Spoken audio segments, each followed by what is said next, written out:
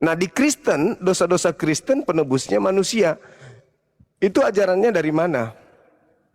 Dari itu bahol bung bang, makanya ada disebut tak bodoh kena diura.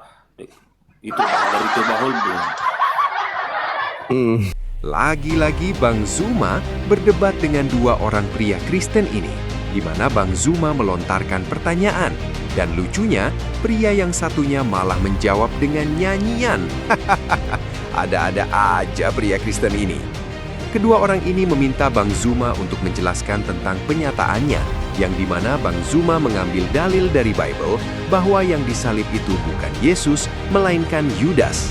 Dan disinilah keduanya terdiam setelah Bang Zuma menjelaskan semuanya. Mari kita tonton videonya sampai selesai. Jangan lupa dukung channel ini dengan pencet tombol like dan subscribe. Semoga dengan sedekah like dan subscribe dibalas dengan rejeki yang berlimpah dari Tuhan yang Maha Kuasa. Iya. Kalau di Taurat itu nggak ada. Malah di Taurat itu di Keluaran 23 dikatakan begini. Jangan kau membunuh orang yang tidak bersalah. Jangan kau membunuh orang yang benar. Sebab aku Tuhan tidak akan membenarkan orang yang bersalah. Begitu juga dikatakan di dalam Amsal 6 nomor 16. 6 perkara yang dibenci oleh Tuhan, bahkan 7 kekejian di dalam hatinya. Di antaranya adalah menumpahkan darah orang yang tidak bersalah.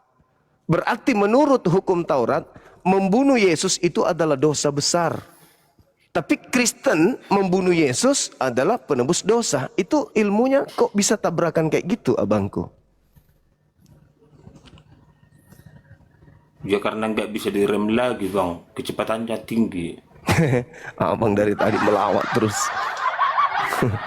Orang lagi serius, aku lagi serius. Kami ini menjadi sasaran untuk dijadikan sebagai murid dari yang keluar dari kubur itu. Tapi mata rantai untuk sampai kepada ajaran Nabi Musa yang disebut Taurat itu tidak nyampe ke sana.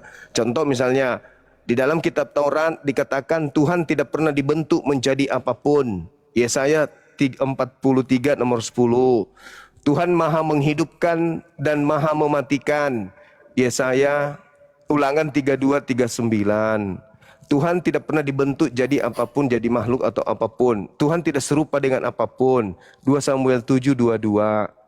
Kemudian Yesus selama 3 tahun penginjilan di tengah-tengah Bani Israel sibuk berdoa kepada Tuhan. Dan Yesus di dalam Matius 8 nomor 4 mencontohkan mengorbankan binatang. Tapi kenapa di tengah-tengah Kristen kok jadi beda ajarannya? Begitu juga Yesus yang sebelum penyaliban ajarannya beda dengan setelah ada yang Yesus keluar dari kubur kok jadi beda juga dia. Yang tadinya hanya untuk Bani Israel, begitu dia keluar dari kubur kepada seluruh bangsa kok jadi beda. Itu bang yang kemudian kami pertanyakan. Kalau saudara penunggu ini udah mau tertawa aja terus dari tadi. Dan kalau kami lihat di dalam Ulangan di Imamat 18 nomor 21, di situ Tuhan mengatakan bahwa janganlah kau mempersembahkan anak manusia kepada dewa Molok. Berarti yang minta persembahan manusia ya dewa Molok. Kalau Tuhan pencipta langit dan bumi yang diperkenalkan Musa dan Yesus, ya tidak ada minta persembahan darah manusia, itu nggak ada. Tapi bertahun kemudian setelah Yesus sudah tak ada, penyaliban kok berubah menjadi ajaran penebusan dosa yang tadinya penyaliban itu adalah hukuman. Hukuman bagi orang yang melakukan dosa yang sepadan dengan hukuman mati. Tidak ada orang Yahudi menebus dosa dengan menyalibkan kambing, menyalibkan sapi, menyalibkan apalagi menyalibkan manusia, itu nggak ada. Tapi kenapa di meja gereja tragedi yang terjadi antara Yesus dengan orang Yahudi berubah menjadi satu konsep agama penebusan dosa? Itu yang kami herankan gitu.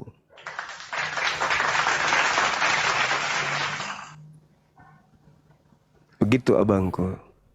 Sementara Yesus sibuk mengajarkan bertobatlah, bertobatlah, bertobatlah, bertobatlah. Untuk apa bertobat? Kalau ternyata dosa sudah ditebus sama dia. Tapi dia katakan bertobatlah. Kiamat sudah dekat. Bertobatlah, kiamat sudah dekat. Artinya Yesus mengajarkan pengikutnya untuk bertobat. Bukan menganggap dosanya ditebus. Begitu abang. Jadi kami tidak bisa dijadikan murid. Ya, gimana? Saya kan hanya tadi mengikut konsep yang abang buat, siapa yang keluar dari kubur. Makanya kan kita jelaskan secara dasarnya itu tadi saya katakan. Makanya tadi kan abang bilang, apakah itu Yesus itu manusia? Ya, saya katakan gitu loh. Makanya kan di ajaran kami itu kan itu saya katakan tadi. Jadi kalau di ajaran kita itu sudah jelas mengatakan, kalau kami percaya dengan Alkitab kami kan gitu kan. Ya kan kalau abang juga percaya dengan keluaran abang kan kita nggak tahu juga. Karena kan beda mungkin kepercayaan masing-masing kan beda. Beda mungkin cara berpikirnya gitu. Tapi ada hal yang menarik, Abang. Itu Di sih. dalam pengakuan Yesus Kami- di kitab Abang tuh menarik. Kenapa? Tidak ada yang sampai kepada Bapak kalau tidak melalui aku siapa? Iya. Yang menarik itu di Tapi sini. kalau di Al-Quran mungkin nggak tahu kita apakah dari dia menuju surga itu dari mana, kita kurang paham kan gitu. Tapi menurut Alkitab kami sebagai kami Kristen, itu udah dasarnya gitu sih.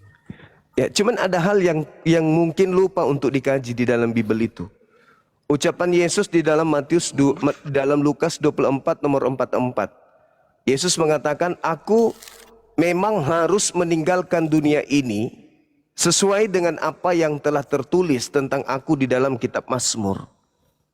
Itu pengakuan Yesus. Dia harus pergi. Begitu juga di dalam Lukas 22 nomor 22. Aku memang anak manusia yang harus pergi meninggalkan dunia sesuai dengan apa yang telah ditetapkan tentang aku. Yesus mengaku dia ditetapkan pergi meninggalkan dunia ini sesuai dengan apa yang tertulis dalam Mazmur, Bang. Di dalam kitab Mazmur, kata Yesus harus digenapi. Mazmur 118 nomor 17. Kalau memang itu untuk Yesus, di situ dia berkata, "Aku tidak akan mati. Aku tidak akan mati. Tetapi Tuhan akan mengangkat aku, menolong aku kemudian." Begitu juga khotbah Petrus, Bang, di Kisah Para Rasul 2 nomor 29 sampai nomor 33. Di situ juga dikatakan Yesus tidak ditinggal di dunia orang mati di alam kubur dan jasadnya tidak mengalami kematian. Tetapi dia langsung terangkat ke langit. Itu juga lupa oleh pendeta ajarkan. Atau mungkin sengaja untuk tidak diajarkan. Sedangkan yang disalibkan ini, menurut hukum Yahudi, siapapun yang disalib, itu adalah orang yang dikutuk oleh Elohim. Nah, terbukti paparan Paulus itu sendiri. Contoh, Bang, contoh. Di dalam Galatia 3 nomor 13, Paulus berkata begini. Kristus telah menebus kita dari kutuk hukum Taurat, karena ada tertulis, terkutuklah orang yang mati digantung di atas tiang salib. Karena ada tertulis, terkutuklah orang yang mati di atas kayu salib. Nah, tertulis di mana? Tertulis di Ulangan 21 nomor 22 dan 23. Apa yang tertulis di situ? Apabila ada orang yang melakukan dosa yang sepadan dengan hukuman mati, lalu kau gantung dia, jangan kau biarkan mayatnya semalam-malaman. Sebab orang yang digantung terkutuk oleh Elohim, jangan kau biarkan mayatnya menyentuh tanah yang diwariskan Tuhan kepadamu. Berarti yang disalib pada saat itu adalah orang yang melakukan dosa yang sepadan dengan hukuman mati. Dan orang ini adalah orang yang dikutuk oleh Elohim. Pertanyaannya, dosa apa yang dilakukan Yesus sampai dia harus dikutuk oleh Elohim? Sementara nggak ada dosa Yesus itu. Berarti yang disalib ini Memang nggak ada siapa? dosa Yesus. Ya, lalu yang disalib ini siapa kalau begitu?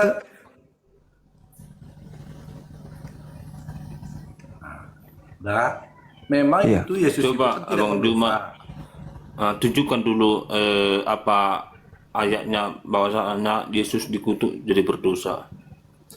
Galatia 3 nomor 13.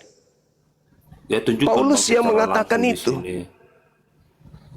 Paulusnya yang Ya, berkata, tunjukkan dulu Kristus ayatnya. Kristus telah menebus kita dari kutuk hukum Taurat karena kita, dengan jalan kutuk karena kita. Sebab ada tertulis, terkutuklah orang yang digantung di atas tiang salib. Nah, siapa yang digantung di atas tiang salib? Yesus. Orang yang digantung, yang dikutuk oleh Elohim. Di mana jalannya Yesus orang benar ini dikutuk oleh Elohim? Gak ada jalannya. Maka berlakulah apa yang dikatakan Yesus. Aku harus pergi meninggalkan dunia ini sesuai dengan apa yang tertulis tentang aku di dalam kitab Nabi. Amsal 21 nomor 18. Pengkhianat dipakai tebusan bagi orang yang jujur. Orang fasik sebagai ganti orang yang benar. Siapa yang fasik di situ? Siapa yang jujur di sana? Siapa yang benar di sana? Yesus orang benar. Yesus orang jujur. Berarti ada orang fasik yang menggantikan dia. Ada pengkhianat yang menggantikan dia. Karena yang dikutuk sebenarnya di sana adalah Yudas. Ulangan 27 nomor 25. Terkutuklah orang yang menerima suap untuk menyerahkan orang benar agar dibunuh. Itu siapa? Yudas. Berarti yang dikutuk siapa? Masa Yesus, Bang? Yang menerima Tapi suap tunjukkan dulu, Bang. Yudas.